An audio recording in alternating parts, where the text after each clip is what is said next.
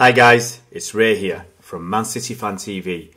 Well, just today after our impressive performance in our 0-0 draw at Anfield, I just want to go through some points and some things that we've learned from yesterday. The first thing is that City, like many other teams, have got some silly fans, let's say.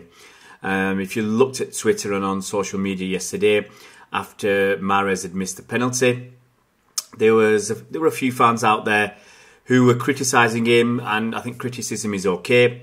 But there was others that were abusing him. I mean, people that are saying, I wish you would die, get out of our club, and other garbage like that.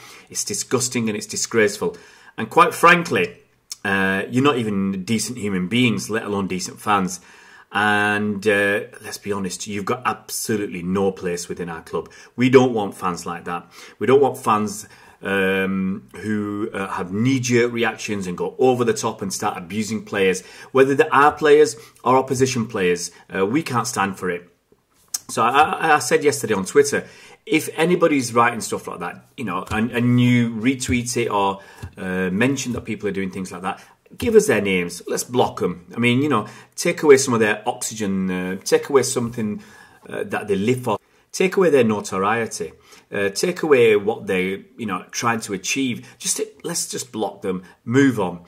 Let's be honest, it's absolutely disgusting behaviour, and it has absolutely no place within a civilised society. As I said, we don't want fans like that, and I wouldn't even class them as City fans. You're not decent people. If you can't be decent people, then we don't want you around us. Next, what else did we learn? Well, I think we learned that we're the best team in the land and all the world, quite comfortably. I think we also learnt that Liverpool can be a spent force after 15 or 20 minutes. I think I said so last season that after 45 minutes, Liverpool seem to be tired. They're really trying to hit you with everything, with a kitchen sink, throw everything at you in the first 30, 40 minutes and try and crush you and try and get 2 or 3 goals up, whatever they can, and then try and course the game as opposition teams push out, looking to take risks to try and get back into a game. Then Liverpool will capitalise on the break with their pacey, skillful players.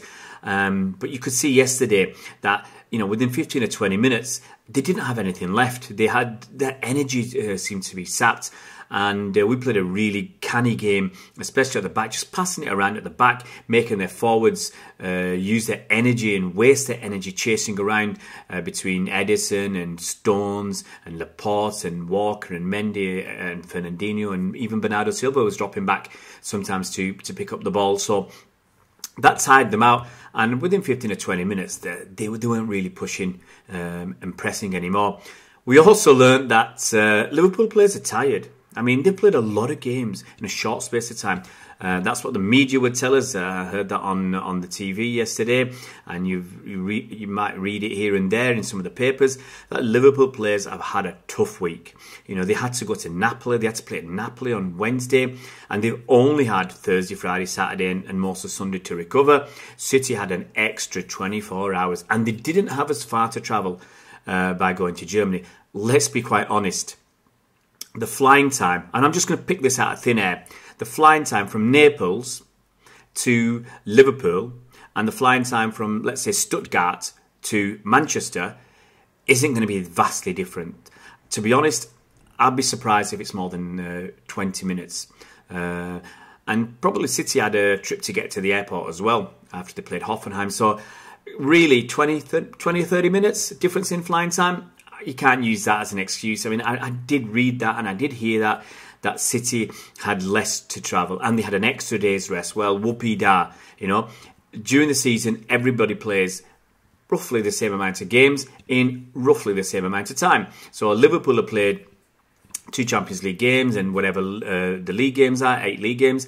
And City have played, let's work this out, 8 league games and 2 Champions League games. Each side has played a Carabao Cup game. So they should be about as tired as each other. That's no excuse. And it's really, this was actually before the game. So the excuses were already out there on social media and some of the press and even on I think it was on Sky as well. I think that's actually, frankly quite ridiculous, looking for excuses. What else did we learn? We learn, apparently, that Liverpool can't sell out their ground. That's unbelievable. I mean, they have a capacity just over 54,000, something like 54,047, whatever it is. And for the game, I think the crowd was 52,117. So they were almost 2,000 shy of capacity. Now, don't know the full reasons for that. Was capacity reduced for whatever reason? I've not heard about anything. I've not read about anything. So is it actually the fact that Liverpool could not sell out the tickets? Now, if that's not the case, then I'm quite happy for somebody to come and correct us, to give us the information and to advise us of what was the reason for almost 2,000 shy of capacity, because there's absolutely no way that it was a fault of the City fans, because City sold out their allocation a long time ago.